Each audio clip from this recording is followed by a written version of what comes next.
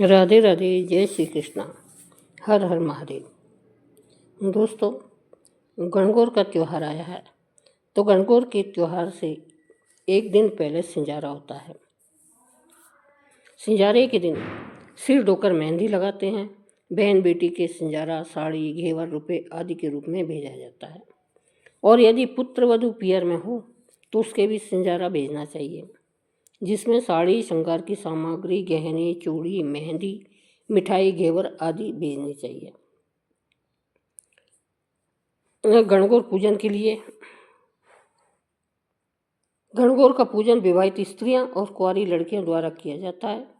तो गणगौर, यह शब्द गण और गौर, ये दो शब्दों से बना है। गण का अर्थ है शिव और गौर का अर्थ होता है पार्वती। शिव के लिए ईसरजी शब्द का भी प्रचलन है। कुंवारी लड़कियां मनोवांछित पति प्राप्ति के लिए और विवाहित स्त्रियां अखंड सौभाग्य प्राप्ति के लिए यह व्रत करती है। गणगौर पूजन की विधि। चैत्र शुक्ल तीज के दिन, गणगौर पूजन के दिन यानी स्त्रियां गणगौर माता और ईश्वर, जो ईश्वर हैं, महादेव जी हैं, की पूजा करें। भूमि पर गोबर और मिट्टी का चौका लगाकर दूब, ज्वारा पाटे पर बिछाकर गणगौर व ईश्वर जी को विराजमान करावें यानी बैठावें। फिर गणगौर को पुष्पों से सजाकर जल के कलश सिर पर रखकर लेकर आएं। फिर गणगौर माता के 16 गीत गाएं और गणगौर की पूजा करके आरती करें तथा दूब व ज्वारे लेकर छींटे दें। पूजन में 16 दातुन दें। जल, रोली, मोली, काजल, मेहंदी, चूड़ी, पुष्प, नवेद आदि से पूजा करें। गणगौर के आभूषण हेतु आटे में हल्दी डालकर गूंथकर उससे विभिन्न प्रकार के गहने बनाएं, जैसे अंगूठियाँ, हार, पायजे, बिछिया, रखड़ी, करधनी, चूड़ियाँ आदि।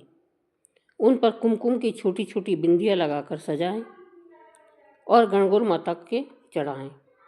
घी का दीपक और अगरबत्ती भी प्रज्वलित कर सकते हैं। हलवे से जिमाएं व फल चढ़ाएं। दक्षिणा अर्पित करें। ईश्वर जी व गणगौर के कपड़े चढ़ावें। गेहूं की ढेरी बनाकर दिया जलावें। गणगौर की कथा सुने और कहे और बधावे गाएं। इसके बाद घेवर या फल, जो संख्या में 16 होने चाहिए, या फिर आप मैदे की बनी मीठी पपड़ी भी ले सकते हैं, प्लेट में रखकर उन पर रुपए रखकर कुमकुम से बिंदी लगाएं और कल्पना निकालकर सासू जी को दे दें। बहन बेटियों के भी मिठाई भेजें। कुंवारी कन्याएं 16 व विवाहिता 8 फल भी गणगौर के माता के चढ़ाती हैं, जिनमें से भी आधे या उसके आधे पुनः प्रसाद रूप में उठा लेती हैं। पूजन के बाद दिन में गणगौर को जल पिलाकर विदा करें, जिसके लिए विदाई के गीत गाए जाते हैं। गणगौर को मिष्ठान आदि दहेज के साथ ईश्वर जी के साथ नदी, तालाब में विसर्जन करते हैं। पूजन से 16-17 दिन पूर्व गणगौर को पियर से आई हुई मानते हैं तथा तीज के दिन विसर्जन करके उनको ससुराल भेजने की विदाई होती है। इसलिए विसर्जन से पूर्व विदाई के गीत गाए जाते हैं और विसर्जन के पश्चात स्त्रियां बधावे के गीत गाती हुई लौटती है। स्वागिन अर्थात विवाहिता स्त्रियां 8 बार, कुंवारी कन्या 16 बार गणगौर पूजती हैं। सभी आवश्यक गीत गाती हैं।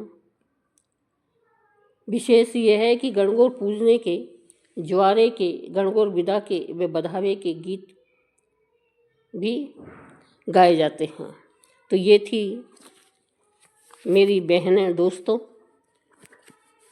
गणगौर पूजन की विधि।